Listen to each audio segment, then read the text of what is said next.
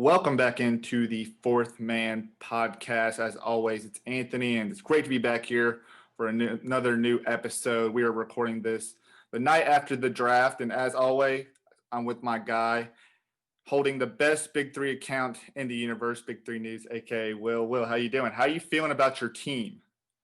Let me Maybe tell our you, team. it never gets old to hear you say that. I'm super appreciative every time you do say it. But listen, I feel like I didn't realize how much I missed basketball until last night. You know, Yes, I miss it so much. Football is definitely getting me by, but it's only one night a week. right. For someone like me that doesn't really pay attention to college too much, it's literally only Sundays and then Mondays and Thursdays if it's a Mhm. game that I'm really interested in. But man, basketball, I cannot wait for that to be back on, man. It's This so whole draft, exciting. yeah, this whole draft, this whole talk about free agents and buyouts and trade and all this stuff. Oh, I love it. I love I it. love it. I love getting into the Hmm. madness of it. Last night was madness for sure. And we got a great show for you coming up and a great interview on the back end here. But before we get into that, as always, if you want to find the show, it's at Fourth Man Pod on all socials and at Big3 News, of course. And then my personal is at A_Siggy. And we are, if you haven't heard yet, we are on YouTube now. You can see our faces. You don't just have to listen to our beautiful voices there. So make sure you're subscribing and liking on YouTube. Outside of just our shows, we're doing some of the Big 3 Pleas on there. And, I know Will added some of the clutch shots of Joe Johnson that he's made, through college, NBA, Big 3. So good stuff coming and only more to come there. Let's talk a little bit about the draft. While this is a Big 3 centric podcast, we did have some guys who had some ties with the prospects last night. Hmm. I think we should start with, we'll just go round by round here because let's start with Precious Achua, who, Will, you've been updating the fans here that they have, or I should say your followers there, that he's been working out with Mahmoud Abdul Rauf. And I don't think he's the only prospect that was drafted last night in the first round working out with him. That's true. Yeah, Precious was one of two prospects. Who was the other one? You got to remind me. I'm I, terrible with the I think names. it was Emmanuel Quickly, who was That's drafted by the that's Thunder. exactly who it was. Yep. So Emmanuel Quickly and Precious Achua have been two guys that have been working out with Mahmoud Abdul-Rauf. Honestly, I can't think of a better guy to get you prepared for the NBA than him. Someone to teach you to take care of your body and just really someone that's just fundamental is going to teach you the killer instincts that you need to make in the NBA. So whoever is advising those two young men to say, hey, go out there and work with Mahmoud Abdul-Rauf, fantastic job by them. Or if it's just themselves who are making that jump, that's just awesome. And also, too, we saw Mahmoud was in, I don't want to say the draft room because everyone was sort of home in their living rooms, but Mahmoud was with Precious Achua's family. So that was really cool to see when he got drafted by the Heat. That was just an awesome moment for him. Yeah, they were a lot closer than I realized. And yeah, like you said, who better to ask than the only 50-year-old professional basketball player, you know, in the history of basketball, probably. And I think that's a good spot for Precious Achua. Just it kind of just fits the mold. He fits the mold. High energy motor guy is going to leave it all on the floor. He fits the Miami Heat mold perfectly, especially with the team they've constructed around. And then Emmanuel Quickly, who I think he went a little bit higher than expected. I try to watch as much college basketball as I can, but prospects are, people are finding them everywhere. So Yeah, I mean, especially this season, right? Without March yeah, Madness, I feel like I was completely, like, from someone who's yeah, absolutely a casual to begin with, I was absolutely underprepared with this draft. I feel like I knew the top guys. I knew a lot of the international guys just from like studying some of the big three guys that go overseas, but some of these prospects, I didn't know. Like the yeah. Bulls guy, Patrick Williams, right? Is Patrick, that his name? yeah, he didn't even start a game at Florida State, is what I Yeah, heard. I did not know who he was. Yeah, a little Seemed like unfamiliar a with cool his guy, game. but I was not familiar with him. Despite that, I think quickly landed in a good spot with OKC. Just Oh yeah. especially how they've been constructing their roster here lately. It looked like originally they were just trying to stay relevant and contend a little bit, but also add the young core. But now we see Rubio being shipped out. There was a report by Woj today that Kelly Oubre could be headed to the Warriors there. I know they acquired Al Horford, but I think they're looking to flip Danny Green. So with the direction this is kind of going, it looks like that's going to be a good spot for developing young players. The only guy I feel bad for there is Shea. You get a taste of what it's like to be in the playoffs and really see some success. And then it's like, okay, we're rebuilding. You're going to be the core piece, but we're starting all over. So I hope you had fun that one year. He's probably like, Dude, man, like SGA, when we get all these guys and when we're ready to make a run in 2032, you're gonna be our 10 off the bench. I see everyone is applauding Sam Presti for what he's done from garnering all these first round picks. And yes, kudos to Sam Presti. I've always just been a guy though who's like, I'll trade you all the picks for established players. Like give me all the established players. You can have all the potential because you got to get it right with the pick too, and then you have to develop some of these guys just to catch on with the speed to an established guy. Yeah. I love hoarding picks. You're a pick hoarder. I'm a big hoarding assets type of guy. Big Danny Ainge, Sam Presti, that type of technique. Don't get me wrong. I love like rookies with potential, but especially like I'm gonna compare this to fantasy football. There's some guys who love to hoard as many picks and they'll trade their best players for them. Me, I'll trade all my picks for 2021 through 2032 when the Thunder are finally ready to contend there. But that's just me personally. So one more piece of this, just in terms of Big 3, which this one is pretty near and dear because, as we know, Kenyon Martin was the first guy to sign a Big 3 contract. His son actually forgoed a commitment to Vanderbilt. Then there were some talks about him playing in Australia. That never transpired. He ended up just working out and getting ready for the draft and worked out in his favor because he got drafted last night, number 52 overall by the Houston Rockets. I think it was 52 overall. Yes, I believe so. By the Houston Rockets. Don't know if I'm excited about that because I still yet to know what team I am rooting for or even in the draft. But nonetheless, I think it could be a good spot if they do head toward that rebuilding stage. But what do we think of KJ landing there? I mean, I think it's pretty cool that, there's a Big 3 alum offspring now, NBA, someone we can kind of watch and look out for. Yeah, absolutely. I mean, I feel like already in this episode, I'm exposing my lack of basketball knowledge. But immediately when Kenyon Martin Jr. was drafted by the Rockets, I was like, I want to pull up a picture of him next to his dad in a Rockets jersey. I could have swore Kenyon Martin played for the Rockets. I don't think so. Nets, Thunder, or not Thunder. Nets. Wow, I just exposed myself too. Nets, Nuggets are the two biggest ones. I'll have to. Knicks too, right? Was he on the Knicks? I could have sworn. Now I'm forgetting who Kenyon Martin even played for. Nets and Nuggets are definitely two. Right. I know he got drafted by the Nets. I know he was very good with the Nuggets. The Knicks, you're all right. He did play there. And then he's played briefly with the Clippers and the Milwaukee Bucks. So not the Rockets. I don't know where I'm getting Rockets from. I guess you're getting that Trilogy uniform, that red. I guess I am. Maybe it's just messing with my brain. Let me tell you this. Speaking of messing with my brain, all of this talk, I have completely brainwashed myself with the Big 3. With all of these talks on ESPN, when I see a headline like Brooklyn trying to form Big 3 with James Harden, or like Lakers trying to form Big 3 with, DeMar DeRozan, I'm like, oh my God, like the Big 3, and I feel like obviously the Big 3, the name of the league is a play on that, but yeah. I have it completely flipped around in my head. No, I'm the same way too. I think instantly I'm like, oh man, these guys are going to join the Big 3. Seems a little early in their career, but whatever. I'm all for it. Yeah, I'm like, oh wait, that's cool. that's what they call guys, superstars forming in a trio. But would be cool. Maybe one day we do see that Big 3. But nonetheless, I thought it was a great draft. Like you said, a lot of names that I was a little bit unaware of, and a lot of guys that went undrafted that I think I was more aware of. I don't know, what scouts are necessarily looking for, but I know that we have had we've talked a little bit about draft prospects on here with kind of our draft analyst Liam there, and he talked about a guy like Miles Powell who could be potentially a good fit for the Big 3, and he's a guy that went undrafted last night, and I think a lot of people were advocating for. Ended up signing a two-way with the Knicks, but that's a conversation for a different day. I think that could definitely be something fun as we kind of see these undrafted free agents sign contracts. That might just happen, right? Not to tease anything, but I mean, I'm just saying. Get draft analyst Liam in here. Yeah, I'm just throwing it out there as an idea. It's something that maybe pop up on the calendar here in the future.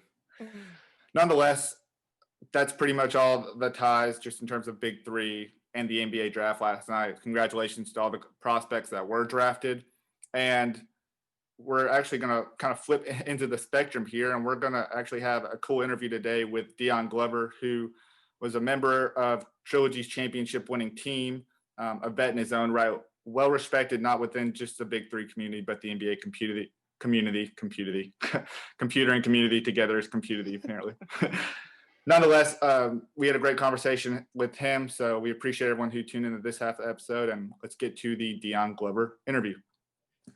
All right, today we are pleased to be joined by a Big Three champion and a member of Bivouac last year, Dion Glover, the other glove in the league. Dion, we appreciate you hopping on today and talking with us. No problem, man. I appreciate you guys having me. Yeah, absolutely. And so, first question, the first thing I think we always like to ask people from the Big Three, especially those who have been in the league since the year one, how did you learn about the Big Three? Was it some people within, within the league early on that kind of reached out to you and was like, hey, this would be a good opportunity? Or what was kind of your way of getting into the league? Well, just in constant communication with Kenyon Martin, who's one of my great friends. Got a great relationship with him, and he was just telling me about the league, and they had signed into it, and it's going to happen. And I was kind of hesitant and reluctant about joining because I was just trying to wait and see if it really was going to happen. And things got together. Cube and Jeff and Roger Mason Jr. at the time, pulled the strings, and the league had a great first season. With AI and those guys signing in, and it just made that made it pop, made it go. Kmart's a good advocate for that. He was the first guy to sign on to the Big Three. So, sure, once he was able to gather everybody in there, it seemed pretty enticing there. And you actually ended up being drafted there by Trilogy. Obviously, we know the story there. You guys go 10-0, dominate the Big Three there. But outside of the championship, what do you think is the thing that you remember the most about that first season with Trilogy? Just the camaraderie, relationships, and just feeling like you're playing professional basketball again, like in the NBA. Seeing those guys every weekend and just listening to how their life has changed since they, retirement for most of us, and just being around the guys, man, was great. The hotel lobbies, playing spades, and just sitting around reminiscing and talking about the good old days, man. That was the thing that I enjoyed the most, and the thing I think a lot of us enjoyed the most. So my co-host Anthony touched on it, and you are one of the few people in the league now that have been there for 3 seasons. So from your perspective, what does it take to play in the Big Three, since that you don't sign multi-year contracts, so you have to earn your spot every year if you're not a captain. So what does it take to earn your spot 3 years in a row every year of the league? Just being in shape. It's like just like preparing for any other sport. People look at it as 3-on-3 basketball, but you really don't have help side defense. You're really doing things one-on-one. So you really got to hone in on your craft, just like, you're preparing for the NBA. And those games were competitive, man. So just being in tip-top shape, the best shape you can be in always helps. So, guys worked out. I know I worked out all year round, and it really got me back into life shape. So now I since that happened, I run every day. I lift weights still every day. And, I probably will never play again, but it really was life-changing. That's awesome. And so then from Trilogy, we sort of talked about it. That first season, obviously, only undefeated team the league has ever seen. You guys have the perfect season. What was sort of the X's and O's behind the 3v3 Trilogy as compared to like 5v5? What are the major changes? The major changes, I mean, that first season we had, Rashad McCants and James White and Al Harrington. I thought, were just unstoppable. Those guys approached it, and they carried the load for the bulk of the season. And the changes, like, you really couldn't take a play off because it was ice, guys would ISO you. So you had to be ready to try to guard one-on-one. It was no team concepts. If I had just say, when I played with the Hawks, I had Dikembe Mutombo. I know if I got beat, he would be back there. Mm-hmm. But in 3-on-3 basketball, if you get beat, that's going to be a layup. So you really had to take the challenge of guarding somebody mano a mano. And you had some great guys, Steven Jackson and Rashard Lewis, who won MVP that year. You had some great guys that can really score the basketball. Dikembe, that's not a bad safety net to have, waiting behind you if somebody gets past you. You touched a little bit on the camaraderie and some of the guys you played with year one, but I don't know if everyone who tunes into the Big 3 now knows this, but you had Coach Rick Mahorn there, one of the bad boys as your coach, who won the first title there. What was it like to have him kind of leading your squad and maybe being able to see things as a coach from the sidelines there? Rick Mahorn was great. I would actually, my rookie year, Rick Mahorn was one of the assistant coaches for the Hawks. So I always had great respect for Rick Mahorn as a player, as a coach, as a man, a father, a husband, because he taught me a lot about life. And the thing he preached to us really was life lessons. He never really, we talked about basketball maybe 20, 30 minutes. After that, he was more like, man, what you doing? How your family? And those things. Love And that. you knew Rick really cared about you. So we didn't want to let Rick down. So that's why we went out and competed every game like that, because we knew Rick loved us and we were going to have Rick back. And his pedigree alone, just bad boy Pistons, tough, grind it out, foul and just play hard. So, we had a lot of respect for Rick, and we still do to this day. Yeah, I love that. I think that's the best thing about the Big 3 is the family aspect of it. Some guys in the league that didn't get their kids didn't get to see them play. They got a chance to see them maybe in the Big 3, and there's just a lot of family aspects to it. And I think that's one of the reasons that it draws me in so much personally. So you guys dominate year one in the Big 3, go 10-0. No one can stop you. And then year two, you come in, you guys bring back the same guys, and the competition gets a little bit tougher there. But what I found very interesting is that, for year two and year three, there was kind of a little bit of a squabble in both those games, and you just so happened to be on one of those teams. Year two, you had, McCants and Nate Robinson kind of going at it. And then year three, you had Royce White and Josh Smith going at it. But just in reference to year two, what was kind of the atmosphere in that first game? Obviously Nate had a little bit of a chip on his shoulder and wanted to come in and try to prove, his worth and what he could provide to the Big 3. What was kind of the atmosphere though for that game with you guys coming off that championship season?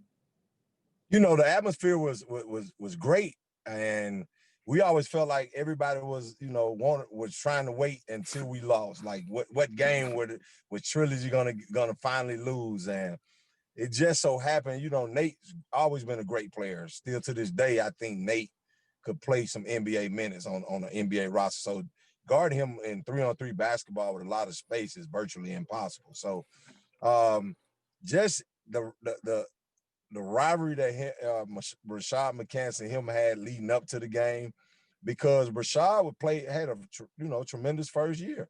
So everybody was gunning. We knew we were going to get everybody best shot. And going into that game, we thought, in 3-on-3 basketball, we can pick on Nate because, he's small in stature, but he's big in heart. So, his heart prevailed. He proved us wrong. And Nate always been like that, had been a guy that had to prove to everybody that size doesn't matter. And, I tip my hat off to Nate Robinson. Great guy, great competitor. And, I love what he's doing with his life to this day. I love it. So obviously season 2, we don't see the same success as season 1, and then season 3 comes around, and then it's a scenery change for you. What were the events leading up to being drafted by Bivouac? Were you aware of that ahead of time? Did you find out when your name was called? What was that like? Well, I kind of, I trained Josh Smith, who, Okay. had a great NBA career. So I kind of felt like he, if I was on the board, he would give me a look, and, he called my name. So I kind of felt that would happen. And, he kept his word and brought me on. And, I thought those guys had a great run at it year 3. What would you say is the main differences? Because I remember when you were drafted, and I remember one of the I wouldn't say critiques, but I thought maybe one of the chinks in Bivouac's armor, because I thought it was a really well constructed roster. I think Josh Smith and Reggie Diaz did a really good job building that roster, but there wasn't a lot of Big 3 experience on that roster. So then when they drafted you, I'm like, oh, that's great. Dion's going to bring in, he's really going to be the guy that's going to show Josh Smith and Will Bynum and CJ Leslie what it's like. What was, I guess, let's talk about that. So compared to Trilogy, what was it like being on Bivouac? What was different? What was the same, just in terms of the camaraderie, things like that? Well, the difference in Bivouac, I think just for the season was the talent level. You know, the first year we had some talented guys, but I think guys didn't approach it. A lot of guys in the league, they were not in shape. And I think by year 3, guys approached it like, you know, I need to be in shape. I want to give this the best shot. And some of the guys like Joe Johnson, they were trying to get back on the NBA roster, who I think should still be on the NBA roster as well. So you had guys that really approached it and were in phenomenal shape and were ready to go by year 3. So I think that was the difference. I think year 1, we had the advantage because all of us was in tip-top shape. James White was coming back from overseas. I was kind of working in the G League as an assistant coach, and it was days that I had to practice because we only had 9 people. So I was in shape. Al was in shape. Kenyon was ready to go. And, you know, I think we just were in better shape than most guys, most of those teams during that time. So the difference was just by year 3, everybody was in shape. So everybody had to play on talent and stuff like that. In year 1, it was a select few guys who approached it that I have to be in shape. Definitely. I think we definitely noticed that too, just with the rave reviews that we heard, you know, throughout season 3 there. And you kind of played a little bit of a different role with Bivouac, being that lone vet. But something that we've kind of seen transpire over, you know, I guess you can even say the past few weeks, is that we've seen some of the big 3 guys that were playing in the league now kind of being some of the assistant coaches. You know, we saw Stat sign with the Brooklyn Nets there. Gennaro Pargo is obviously a guy who coaches for Portland.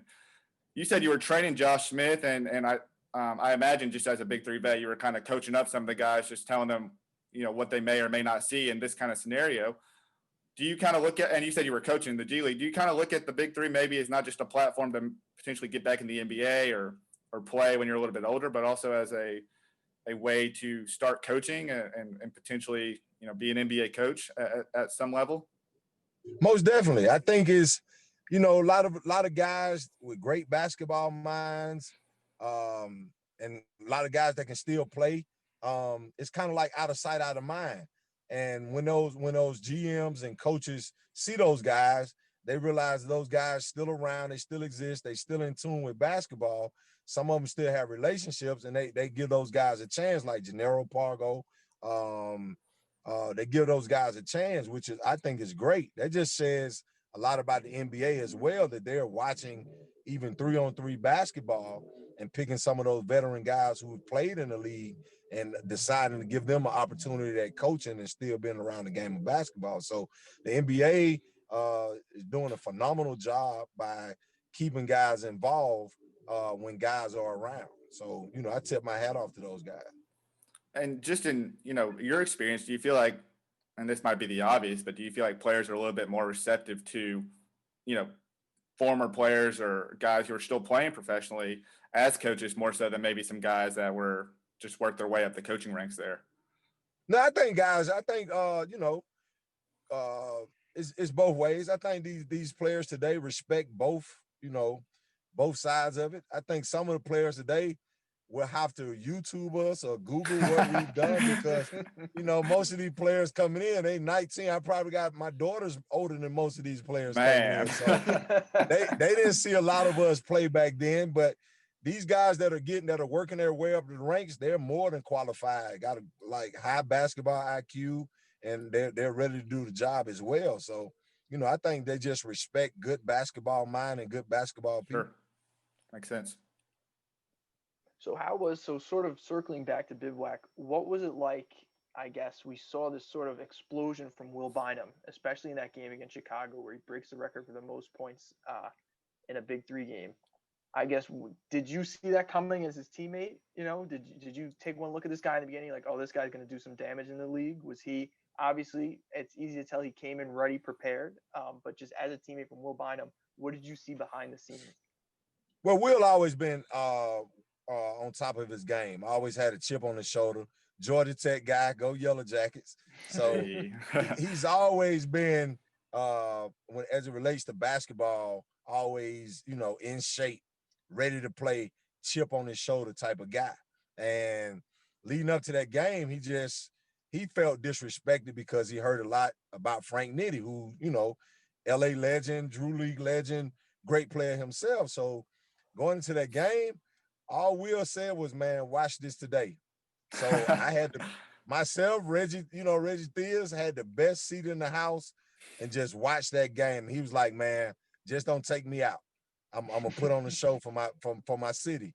And he went out and done exactly what he said. And Frank, who was a great player, and they just caught him on that day where the basket was big and everything was falling. And Will put on the show. He put on a phenomenal show. Yeah, that was unbelievable. It truly was. Within the season, I want to talk about one game because every now and then, because the Big Three, off season, quote unquote, has been so long at this point. Every now and then, I'm just going back on YouTube and watching a bunch of highlights from games throughout year 3, year 2, year 1, etc. And one game in particular I was watching earlier today, just in preparation, was Bivouac's game against Three-Headed Monsters. In a pretty competitive game this past year, where it's 50-43. I felt like your team, Bivouac, everybody was really contributing, throughout the entire roster. But in that game, you come in kind of later in the half. You guys are a little bit of foul trouble, I believe, and you hit the free throw, and then you hit the shot to take you guys in the halftime.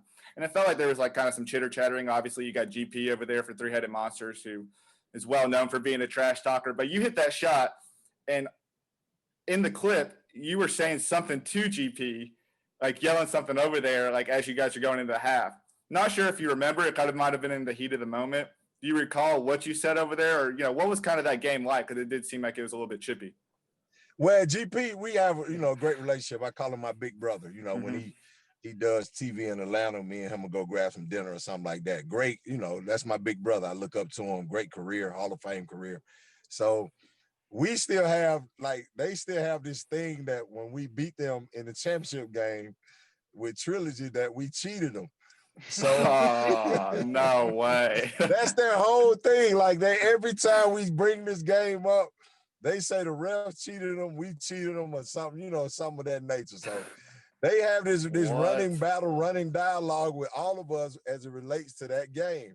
So GP was just saying, he's old, he ain't, you got to pressure him and all that. So I just used my size, back the guy down and hit a shot. And I told GP, I was like, man, you can't pressure me like that. I'm smart enough to back him down. And we left it at that. So we just had this running dialogue because I told GP, I don't think he'll ever win a championship. The closest time he got to winning it was against us, and that didn't happen. So, it's just some trash talking, man. I love it. He's a Hall of Famer, champion, man. Meant so much for this league and so much for us growing up. Watching him compete, man, he was unbelievable. So just to talk trash to him and laugh at him, because right after that we go, sit in the lobby and have a bite to eat and just talk trash to one another. So, it was nothing malicious or anything like that, nothing crazy. No, I'm definitely. just telling, man, you can't pressure me like that. I love it. I love too. It seems like for some reason, this year it seems like people are just kind of saying someone's cheating and not bringing the evidence. It just seems like that's been like kind of the running joke this year. So that's very fitting right now.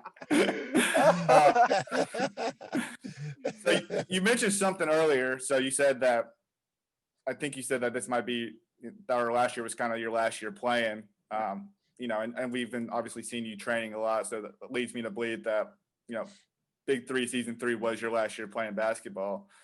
But I had noticed on your socials that you've been putting these kids to work, putting these vets to work. What's kind of, life after basketball looking for you right now? Oh, great, man. I was actually doing that, that's how I got hired to coach with the G League team in Grand Rapids. So I was working out Josh Smith and Contavious Caldwell Pope, and Stan Van Gundy had just got the job with Detroit, and he came and watched me work him out in Vegas, and then he called me. He said, I might have a position open for my G League team, and as soon as he called, I jumped right on it because I always wanted to get into coaching. Love teaching what I know and love learning from guys like Stan Van Gundy and Terry Stotts, who I talk to via text periodically. who coached me in Atlanta, just great basketball mind. So I'm always looking to learn and grow as a coach. So that opportunity presented itself and I was able to do it. But I started training as soon as I finished playing basketball, my first go around in the NBA. And, my first client was Derek Favors. And he was already good, great high school player, one of the best ever come out of Georgia, #1 player in the country. He goes to Georgia Tech for a year. He works out with me. He gets drafted third. Now, Derek was going to get drafted third if his grandmother worked him out. It just made me look good, like I knew what I was doing. But Derek he was just that talented, man. And so from then on, I just got some credit for working Derek Favors out. So I started getting a lot of clients built off Derek Favors. You get those Atlanta boys in shape down there.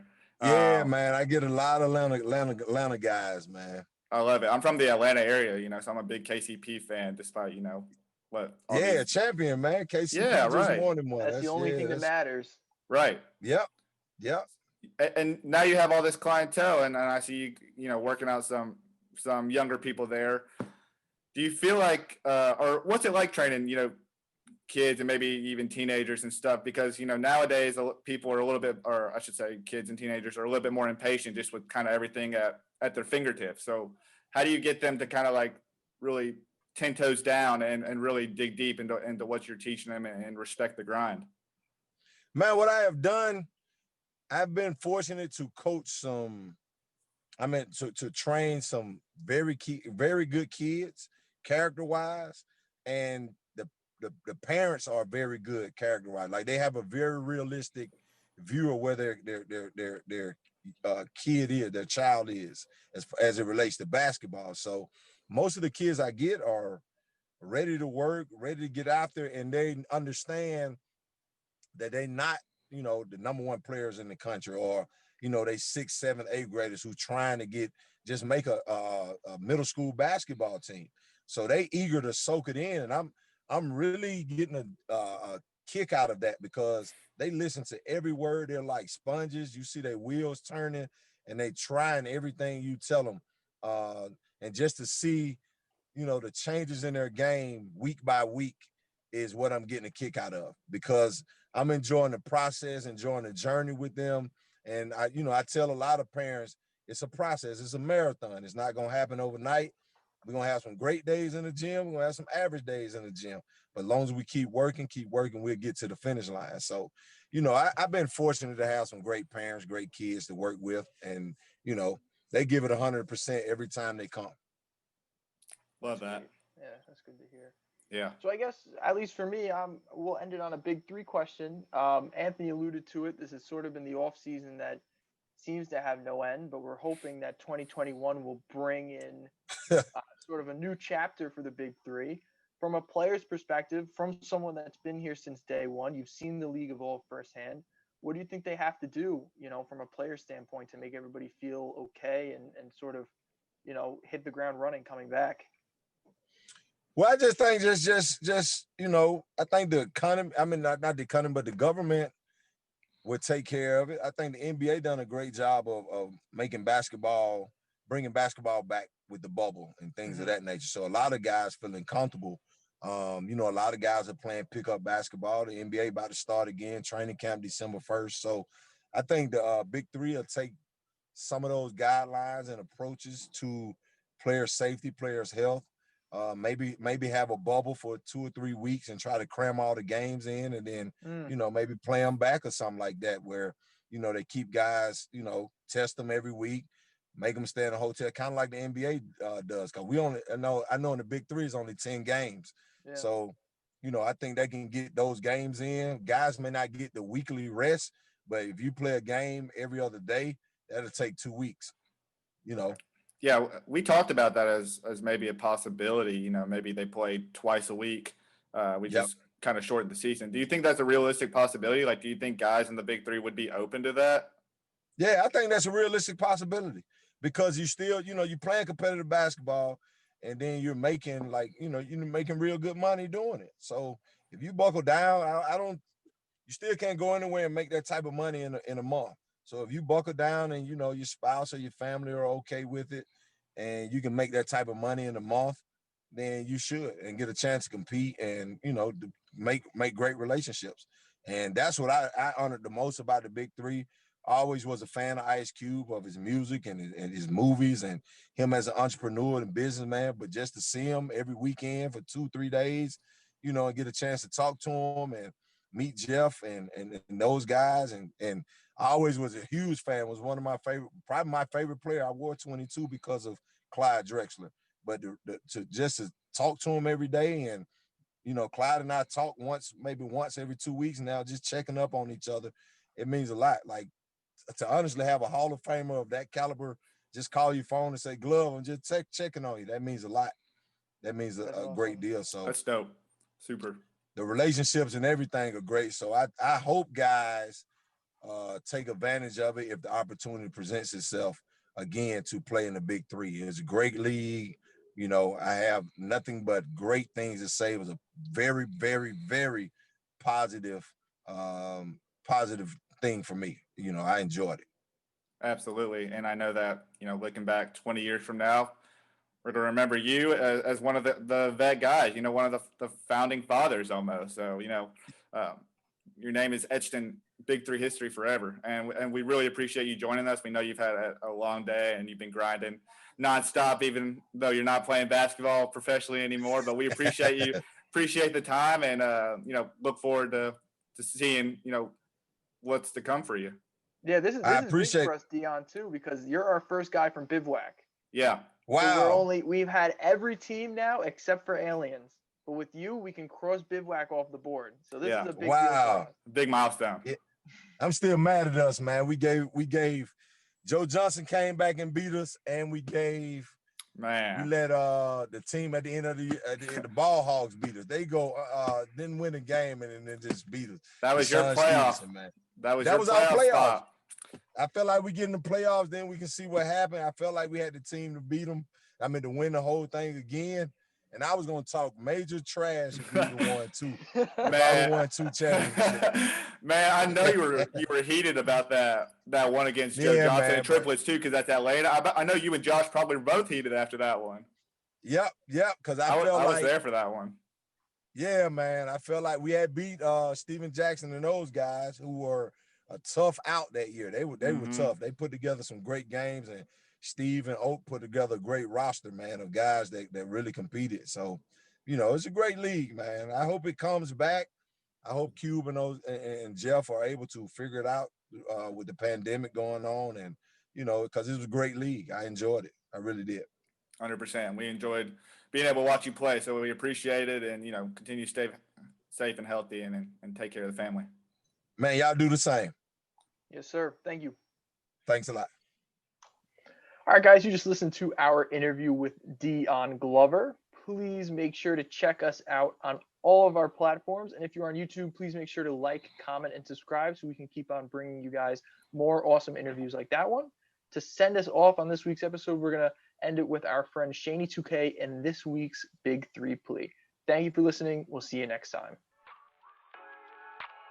Hello and welcome to the Big 3 Plea. I'm Shaney 2K, and today I'll be pitching to a player why they need to join the Big 3. Today I'll be pitching to Michael Beasley. Beasley last played with the Lakers in February of 2019 and has only played in China since then. Beasley always had one problem in his career, being marijuana, but now the Big 3 is a huge endorsement of CBD, and the NBA is becoming very lenient on testing for marijuana. Beasley was an amazing player and was not a number 2 overall pick for no reason, and was brought down for reasons that nowadays probably wouldn't stop him. Watching him play for the Knicks and Lakers, you can tell he still has it in him, and I know Mike would come alive in the Big 3, most likely becoming a character such as Birdman and Chris Anderson, being a personality the fans will fall in love with. Beasley, let's get the comeback to the NBA going again. We want to see you team up with someone in the Big 3, and the choice is yours. I'm Shaney 2K, and that was my Big 3 Plea.